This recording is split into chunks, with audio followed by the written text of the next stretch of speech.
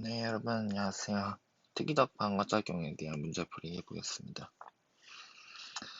일단, 첫 번째는 이러한 항원X에 감됐으라는 면역적인 일부를 나타낼 것이다. 라고 했었고요. 기니디를 가리키는 구체적인 명칭을 쓰세요. 라고 했었죠. 일단을 보시면은, 항원X에 감염된 세포를 용해야 한다. 라고 했어요. 그쵸? 세포를 용해야 한다라고 하는 건 세포를 직접적으로 죽인다라는 거예요. 근데 이제 세포를 죽일 수 있는 기억이 어떤 녀석의 촉진을 받아야지만이 이 기능을 한다라고 되어 있죠. 즉, 이런 백혈구들 중에서 어떠한 애들의 신호를 받아야지만이 활성화되는 녀석들, 그런 녀석들은 림프구였죠. 림프구 녀석들이었고요. 림프구의 종류에는 이제 세포독성 T림프구, 세포독성 T세포와 이제 B세포가 있었다. B림프구가 있었다. 그리고 감염된 세포를 직접 용해할 수 있는 이 녀석은 이제 세포독성 T세포, 즉 사이토톡식 T셀이다. 이렇게 생각하시면 되겠죠. 그래서 기억은 T셀. 세포독성 T림프구, 세포독성 T세포 전부 다 같은 말입니다. 그리고 이제 이 림프구들이 활성화될 수 있도록 도와주는 이 녀석도 역시 T세포의 계열이지만 얘는 이제 도와주는 T세포다라고 해서 TH, 헬퍼 T셀, 즉 보조 T세포, 보조 T림프구다라는 것이죠. 이렇게. 니은은 이제 분화가 됩니다. 기억세포와 이제 항체를 만드는 세포가 된다. 이제 분화돼서 기억세포 또는 이제 이렇게 항체를 만드는 세포, 이 녀석은 형제세포죠. 이렇게 기억세포와 형제세포로 분화할 수 있는 녀석은 바로 B림프구, B셀이다. B세포다. 그래서 니은은 B세포. 그리고 리을은 형제세포다. 이렇게 할 수 있겠죠. 기억과 리을에 의해 나타나는 면역 반응을 가리키는 용어를 써라. 감염된 세포를 용해하는 것을 우리는 뭐라 했다? 세포성 면역이라 하자. 그 다음에 항원 항체 반응을 통해서 이제 감염체, 그러니까 병원체를 무력화시키는 것, 이것을 이제 체액성 면역이라 하자. 여기다 써야 되는데. 여기까지 되셨죠? 자, 그런데 이러한 세포성 면역과 체액성 면역은 전부 다 특이적 방어작용입니다. 이제 특이적 방어작용이 일어나면 어떤 반응이 먼저 나타나야 하는가? 바로 대식세포에 의한 항원 제시 반응이 일어나야 된다. 대식세포가 먹고 나서 이걸 이제 어떻게 해준다? 밖으로 표출해준다.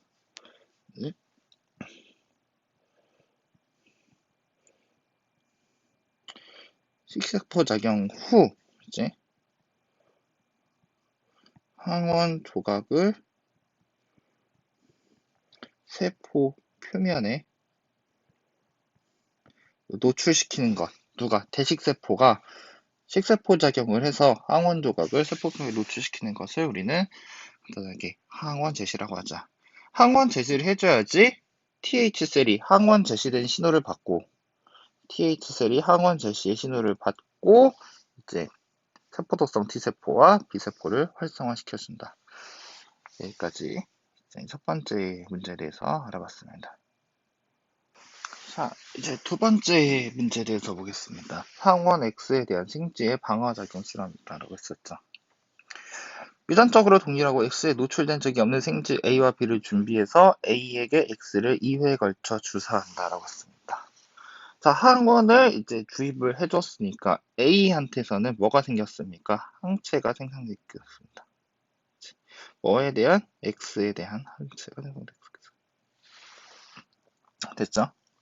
1주 후 나의 A에서 혈청을 분리한다. 혈청은 뭐라고 했었죠? 이제 간단하게 얘기하면은 피에서 혈구 성분을 싹 빼고 그걸 정지한 거, 이것을 혈청이라고 보시면 돼요. 즉 혈청에는 뭐가 들어있냐면은 바로 이 X에 대한 항체가 들어있다라고 보시면 됩니다. 기억에는 어떤 면역 물질 또는 세포가 포함되어 있느냐? 바로 X에 대한 항체가 포함되어 있다. 참고로 혈청에는 세포성 애들을 다 뺀 거예요. 그러니까 백혈구라든지 아니면은 박테리아, 세균이라든지 뭐 이런 것들을 싹 뺀 거예요. 그러니까 그런 것들이 이제 혈청에는 존재할 리가 없어요. 항체는 이제 세포성 물질이 아닌 이제 단백질로 이루어진 물질이기 때문에 혈청에 얼마든지 남아있을 수 있습니다. 다만 기억세포라든지 다른 백혈구라든지 이런 것들은 혈청에 있을 수가 없다. 왜? 걔네들을 의도적으로 뺀 거니까 혈청은. 그죠? 자, 그래서 다시 실험으로 돌아와서 일정 시간이 지난 후 다의 B에게 X를 1차 주사한다라고 했고 그 다음에 라의 B에게 X를 2차 주사한다라고 했었습니다. 그래서 그래프를 보시면 기억을 주사한 시점, 이 시점은 언제냐? 바로 다 시점이다. 1차 주사한 시점이 바로 라 시점이고요. 2차 주사한 시점은 마 시점이다. 이렇게 볼 수 있겠죠. 자, 두 번째 보겠습니다. B의 기억을 주사한 다 시점에서 바로 이제 여기를 얘기하는 거죠. 요게 이제 2번에서 물어보는 시점이에요. B에게 X에 대한 체액성 면역작용이 일어나는가? 자, 일단은 면역작용, 면역이라고 하는 거의 정의는 바로 이거죠. 바로 병원체를 무력화 또는 사멸시키는 작용이 이제 면역작용이죠. 외부에서 들어온 것들을 처리한다라고 보시면 돼요. 그런데 자, 다시점을 보면요. B에게 X에 대한 체액성 면역작용이 일어나는가를 보면 다에는 항체는 들어왔습니다. 항체가 들어와서 얘가 조금 이제 올라갔죠. 그쵸? 그런데 체액성 면역작용이라는 거는 그러니까 항체를 통해서 병원체를 무력화시키는 그 작용을 이야기를 하는 건데 현재 이 시점에서는 항체는 들어왔지만은 병원체가 들어오지 않았죠. 그렇죠? 다를 다시 보면 나의 A에서 혈청을 분리해서 B에게 주사한다라고 했다. 분리해서 B에게 주사한다라고 했지 이때 항원 X를 넣어주지 않았어요. 그래서 다시점에서 B의 X에 대한 체액성 면역작용이 일어나는가? No, 일어나지 않는다. 판단 이유는 항원 X가 들어오지 않았기 때문에 면역작용이 일어났다고 볼 수는 없다. 그렇죠? 항체가 들어와서 항체 농도가 일시적으로 상승했지만은 항원 X가 들어오지 않았기 때문에 면역작용은 나타나지 않았더라. 이렇게 보시면 됩니다. 다음 3번. 1에서 체액성 면역 반응이 나타나기 위해 항체를 생성하는 세포. 자, 항체를 생성하는 세포는 이제 형질세포죠. 물론 이제 B세포도 뭐 항체를 생성할 수 있긴 합니다만은 그 항체 생성량을 이제 비교를 해봤을 때 형질세포가 압도적으로 좀 많이 형성을 하고 있습니다. 그리고 침입한 항원에 대한 면역 기억을 유지하는 세포는 이제 기억한다. 그러니까 어떤 병원체가 들어왔느냐를 기억하는 녀석이기 때문에 이거는 기억세포죠. 전부 다 B세포에서 분화된 녀석들이고요. 2에서 항체 생성 속도와 항체 생성량을 1과 비교하라. 자, 항체 생성 속도는 당연히 1보다 2에서 훨씬 더 빠릅니다. 무엇을 보면 알 수 있느냐? 바로 이 기울기를 보면 알 수 있죠. 항체 생성 속도는 바로 이 기울기에서 나타나고 있으니까. 보시면은 기울기가 2에서 훨씬 급격한 것을 알 수가 있죠. 그 다음에 항체 생성량도 1보다 2에서 훨씬 많습니다. 항체 생성량은 이 피크 값을 보시면 되죠. 1의 피크 값은 여기 나오고요. 2에서의 피크 값은 여기가 나오죠.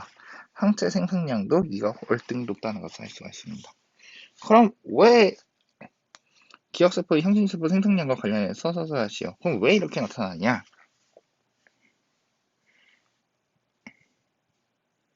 B셀에서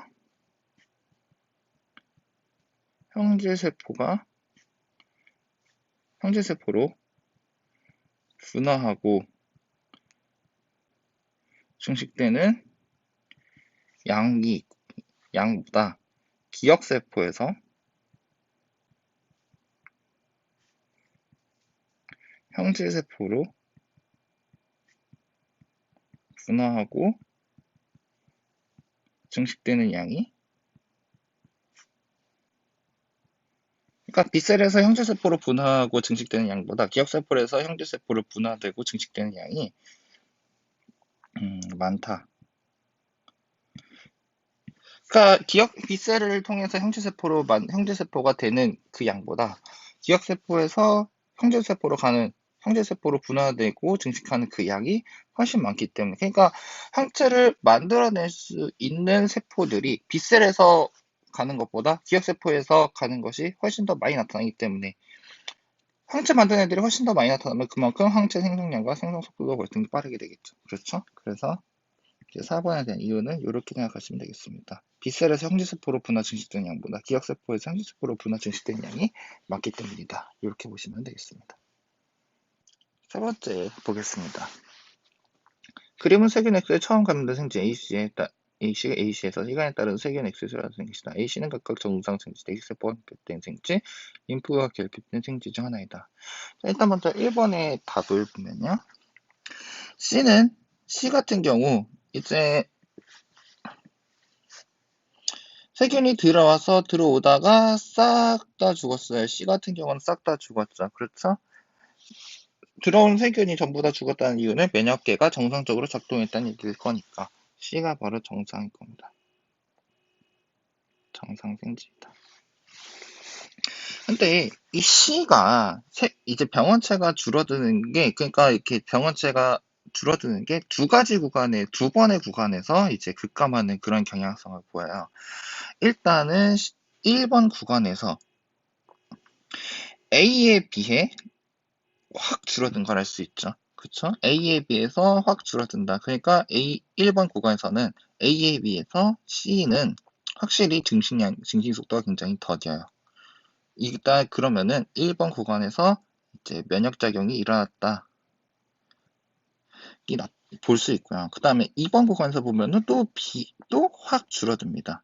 2번 구간에서 B랑 이제 C를 비교했을 때 B에 비해서 C가 확 줄어드는 것을 알 수가 있죠. 그럼 2번 구간에서도 뭐가 일어났다? 면역작용이 일어났다. 그렇죠? 그러니까 면역작용이 여기서 두 번째로 일어났다라고 볼 수가 있습니다.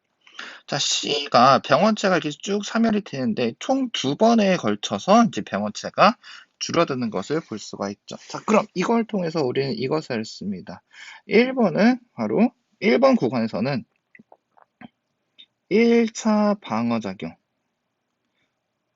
즉 좀 더 정확하게 하면 비특이적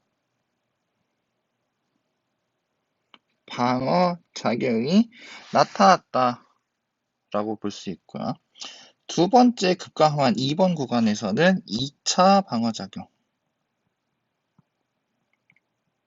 그러니까 이제 특이적 방어작용이 일어났다고 볼 수 있겠죠.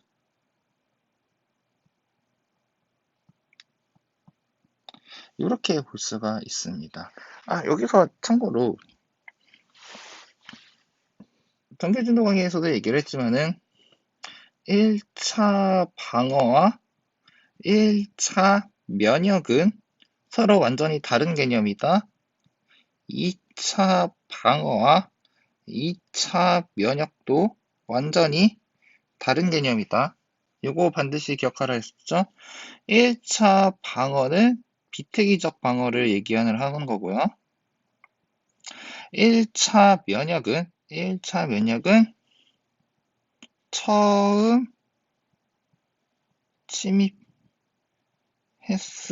때의 면역 작용을 전부 이야기한 거다. 그러니까 1차 방어는 한 번의 면역 과정이 일어나는 것 중에서, 그러니까 처음으로 발현되는, 그러니까 병원체를 가리지 않고 죽여버리는 방어작용을 이야기한다. 1차 방어라고 하는 거다. 1차 면역은 병원체가 처음 침입했을 때 나타나는 면역작용이고, 병원체가 처음 침입했을 때 병원체를 몽땅 사멸하기 위해서 나타나는 면역작용이기 때문에 이 1차 면역의 개념 안에는 1차 방어와 2차 방어, 즉 비특이적 방어와 특이적 방어가 모두 수행된 것을 이야기한다. 포커스는 뭐다? 1차 면역은 처음 침입한 거다라는 것이요. 2차 방어작용은 이제 특이적 방어작용을 이야기를 하는 거고, 2차 면역은 2회 이상 병원체가 침입했을 때 나타나는 면역 과정을 전부 일으키는 전부 이야기하는 것이다. 2차 면역에서도 포커스는 뭐다? 병원체가 2회 이상 침입했다는 게 포커스다. 그러니까 1차 방어, 2차 방어, 1차 면역과 2차 면역 이들의 개념은 완전히 다른 거라는 거 다시 한번 이제 기억하고 가시고요. 어쨌든 다시 문제 얘기를 계속 해보겠습니다. C를 판별했죠. 자, 그 다음에 A를 보겠습니다. A는 구간 1에서 세균수가 급감하지 않았죠. 그렇죠. 계속 1번은 계속 세균수가 증가하는 것을 증가하는 것을 알 수 있어요. 자, 그럼 A 같은 경우는 일단 1번 구간에서 세균수가 줄지 않았기 때문에 비특이적 방어 작용이 이제 결핍된 녀석이다라는 것을 알 수 있고요. 이 비특이적 방어 작용에서 세균을 죽여버리는 이제 주로 죽이는 애가 바로 대식세포 또는 이제 호중구 이런 백혈구들이 이제 이런 작용을 수행하게 되죠. 그럼 A와 C는 정상 대식세포 결핍된 거, 림프 결핍된 것 중에서 어떤 것에 해당하냐? 바로 대식세포가 결핍된 녀석이다라고 볼 수 있다.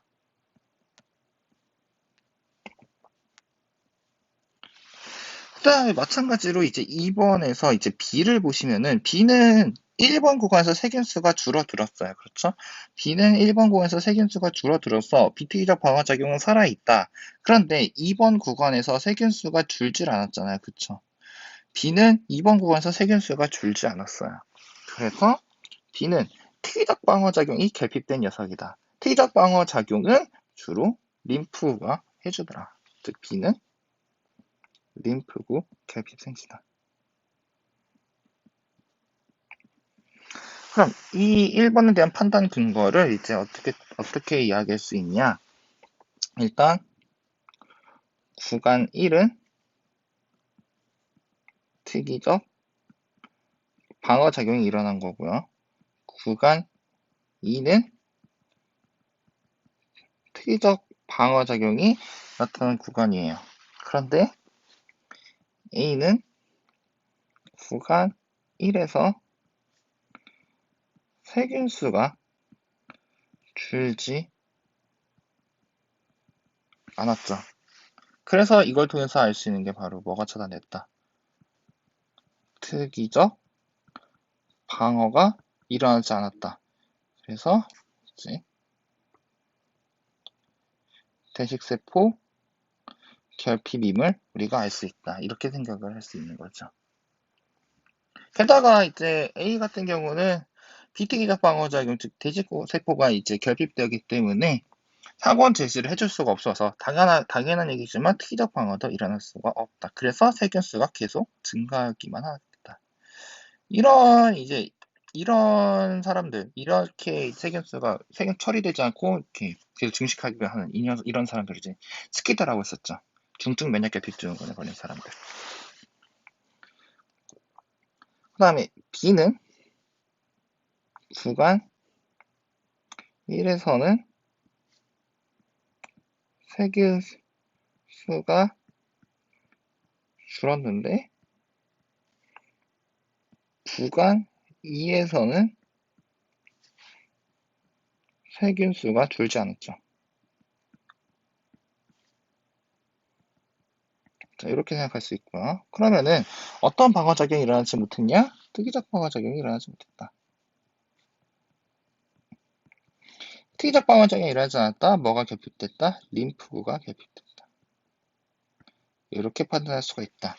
이렇게 B처럼 대식세포나 이런 것, 호중구 이런 것들이 살아서 비특이적 방어군은 정상적으로 일어났지만은 림프가 결핍돼서 2차 방어작용, 즉 특이적 방어작용이 일어나지 못하는 이런 사람들은 우리는 에이즈라고 불렀었죠. 구간 1에서 생쥐 A, B의 식균작용은 어떤 생쥐에서 더욱 활발한가? 자, 식균작용은 대식구가 주로 하죠. 그렇죠? 그러면은 당연히 대식세포가 살아있는 B에서 더욱 활발할 거고요. 구간 2에서 생쥐 B씨의 체액성 면역 작용은 어떤 생쥐에서 더욱 활발한가?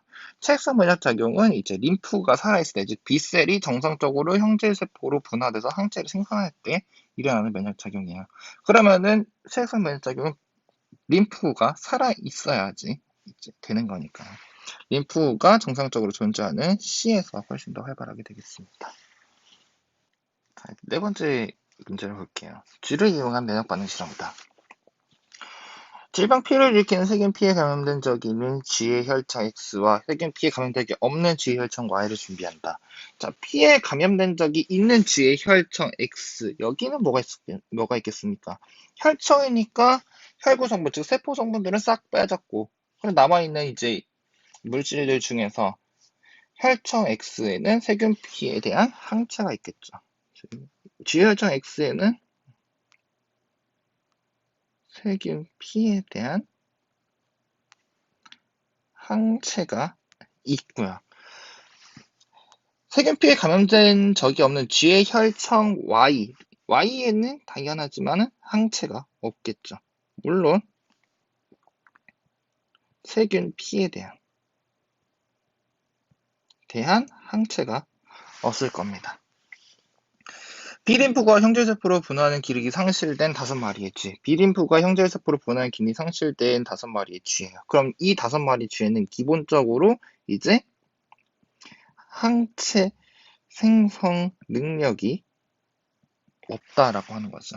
그럼 얘네들이 살려면은 세균 피해에 대한 항체를 주입해야지만이 살 수 있겠다라는 것을 알 수 있죠.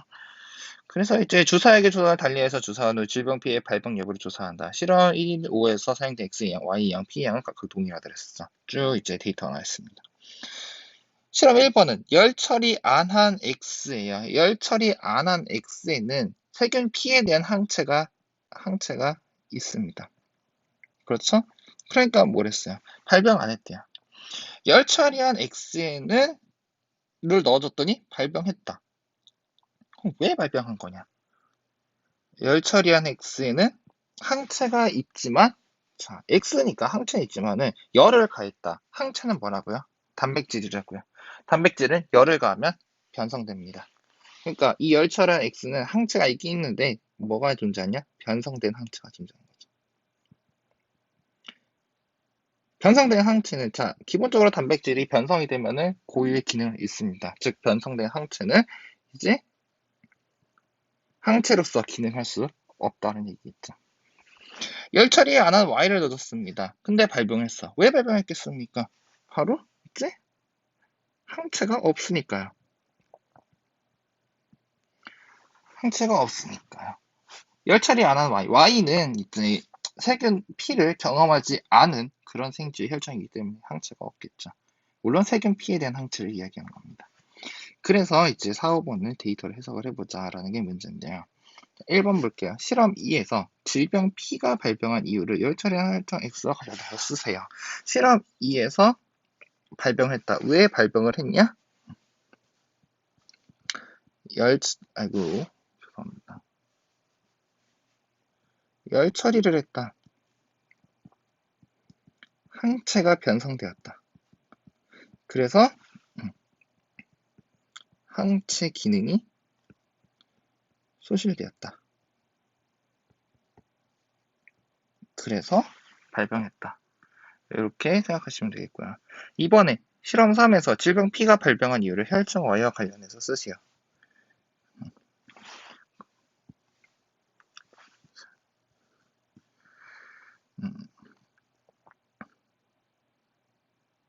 혈청 Y는 이제 P에 감염된 적이 없는 생쥐에게서 얻었습니다. 그쵸? 혈청 Y는 피해 감염된 적이 없는 애에서 받았다고요. 감염된 적이 없으니까 피에 대한 항체가 없겠죠. 따라서 피에 대한 항체가 없다. 그래서 이제 질병 P가 발병했다. 이제 이제 병원체를 처리해줄 수 있는 애가 없기 때문에 그런 거죠. 자, 그럼 3번에서 기억과 니은에서 질병 피해 발병 유무를 판단하자라고 보면은 이 1, 2, 3번의 데이터에서 알 수 있는 건 이겁니다. 발병을 안 하려면은 뭐가 필요하다? 알려주는 건 이거예요. 1, 2서 실험 1, 2, 3에서 알려주는 거는 발병이 안 하려면은